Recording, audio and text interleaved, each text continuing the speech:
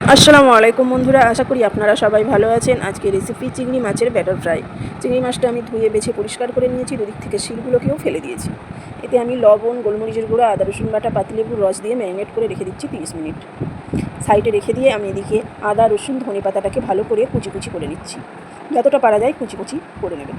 কুচি কুচি করা হয়ে গেছে, সাইডে রেখে দিচ্ছি। রেখে দিয়ে আমি এদিকে ব্যাটারটা তৈরি করে নেবো। নিয়ে নিচ্ছি 5 চামচ ময়দা, চা চামচের 3 চামচ কর্নফ্লাওয়ার, পরিমাণ মতো লবণ, অল্প একটু বেকিং পাউডার, চিলি ফ্লেক্স, গোলমরিচের গুঁড়ো, শুকনো উপকরণগুলো দিয়ে একবার ভালো করে ময়দাটা মাখিয়ে নিচ্ছি। তারপরে দিয়ে দিচ্ছি আমি আদা রসুন ধনে পাতা কুচি দিয়ে এবার আর এক টুকরো বাটার দিয়ে ঠান্ডা বরফ পানি দিয়ে একটা ভালো গাঢ় ব্যাটার তৈরি করে নেব। এরকমভাবে অল্প অল্প পানি দিয়ে ভালো করে ব্যাটারটা তৈরি করে নিতে হবে, যেন লাম্পস না থাকে। কিছুক্ষণ ভালো করে ফেটিয়ে নিয়েছি।